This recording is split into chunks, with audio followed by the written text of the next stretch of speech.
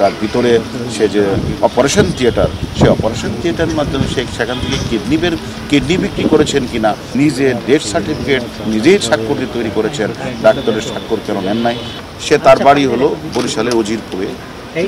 সে তার উত্থানটা হচ্ছে তার বাবাকে পিটিয়ে সে এলাকাবাসী তারে ধরে এলাকা ছাড়া করে এখানে এসে কিছুদিন শাহবাগে একটা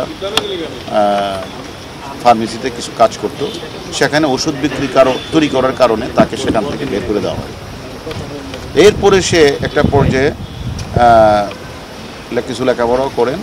সে মিঠু হালদার নামে একটা নার্স, যে নার্সিং নিজের পেশা নার্স, তাকে বিয়ে করার পরে সে তখন তার স্বপ্নে আসলো সে একটা ওল্ড অ্যান্ড চাইল্ড একটা কেয়ার সেন্টার সে স্থাপন করবে, এরকম একটা আসলো। তখন তার ওয়াইফকে নিয়ে সে মিরপুর এলাকায় একটা child and old age care নামে একটা প্রতিষ্ঠান খুলে।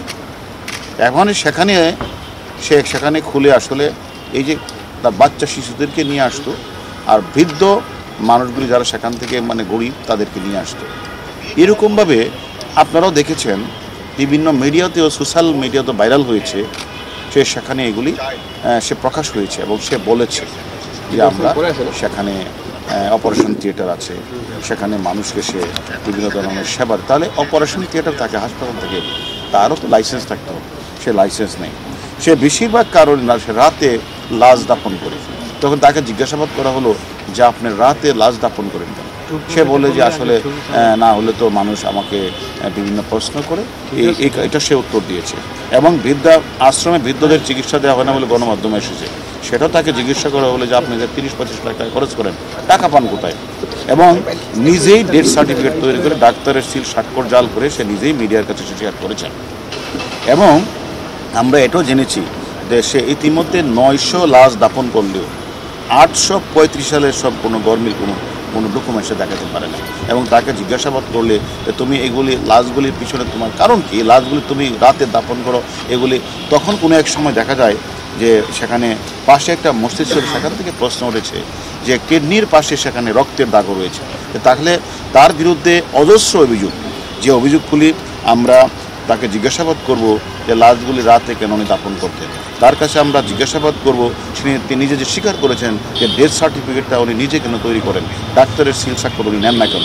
এবং সেটা একটা অনেকেই যা তাদের অত একটা বাচ্চা শিশুকে দিয়েছে, অত বৃদ্ধ একটা মানুষ তার টর্চার দিয়েছে, যখন তার খোঁজখবর নিতে গেছে তাকে সে সেখানে টর্চার ছেলে সে তাকে কিন্তু পিটিয়েছে। এরকম আমাদের অভিযোগ আমরা পেয়েছি।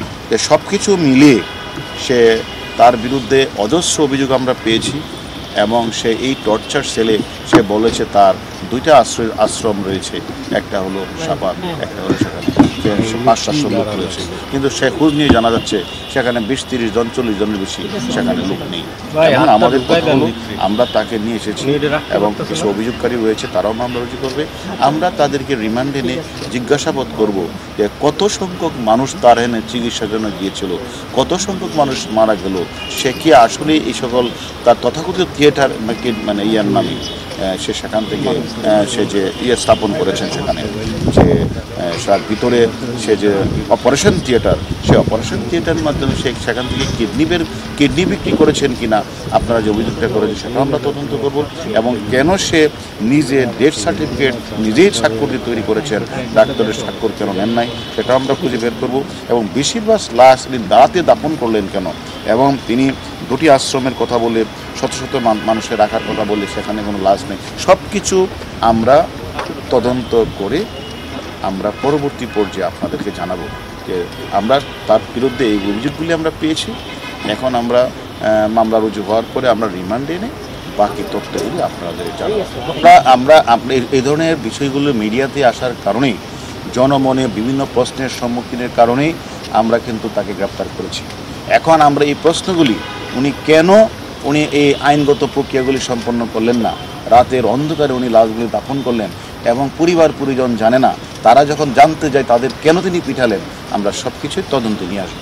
আমরা আমরা আমাদের তদন্ত টিম সেই কাজগুলি খোঁজ খবর নিচ্ছে, কাগজগুলি তার ওয়াইফকে আমরা জিজ্ঞাসাবাদ করব এবং কাগজগুলি আমরা উদ্ধার করব এবং তার বিরুদ্ধে একাধিক অভিযোগ আমাদের কাছে আসছে, যে মামলা রুজু হবে, মামলা রুজু হওয়ার পরে আমরা রিমান্ডে আনবো।